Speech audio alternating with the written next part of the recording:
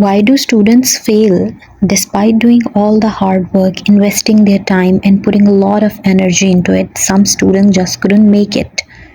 It's an extensive topic and countless books could be written on it, but today we will discuss the major mistakes that students make while preparing for their exams, and I will share a few tips with you guys to prevent the pain of failure. By just following these tips, I guarantee you can improve your chances of acing any exam, literally any exam. So the first thing that you have to understand, what is an exam? So let me put it this way, exam is a battle where you have to defend yourself, and that's the only thing that you can do. Coming to the first point, I would say know your enemy well. And in this battle, your enemy is, of course, your exams. Grasp the domains they will test you on and familiarize yourself with the exam pattern. And guess who is going to help you with this?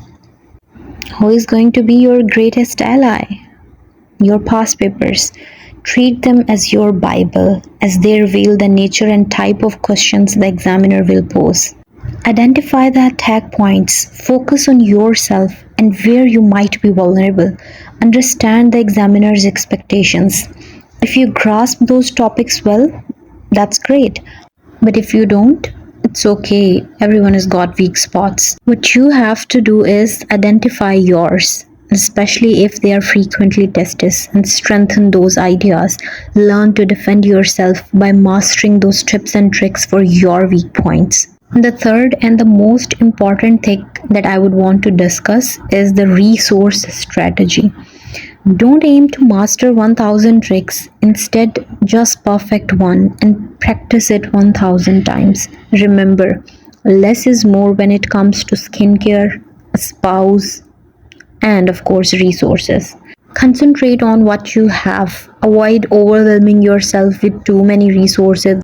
It will only lead to chaos.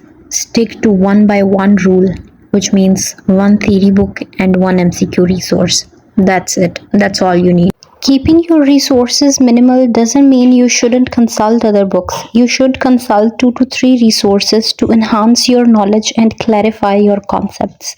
But annotate everything in one book that you will be studying and revising repeatedly. So, jumping towards another important point, revision. Let me tell you one thing, revision is the key to success. Note it down. When it comes to love, care, and revision, remember, more is always less. Aim to revise everything at least thrice.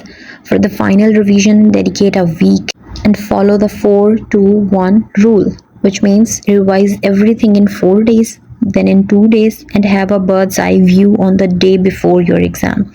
Last but not the least, motivation and dedication. Don't be too motivated and don't be too motivated all the time.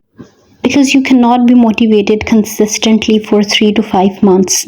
Being human, there will be days when you will feel low, and that's okay. Take breaks when needed, but ensure that the hours you do study are productive. Divide the time that you have for your exam into 2 zones, pre-dedicated and a dedicated one. Allocate at least 15 dedicated days to your exams. Seize all the extracurricular activities, take a break from work if necessary, and focus solely on your exam. Expect the worst possible outcome, but prepare as if you are destined to win. And trust me, you can do it. By refining your approach and embracing a strategic mindset, you will transform the exam battlefield into a stage of victory. Keep praying, take good care of your health, and have faith in yourself.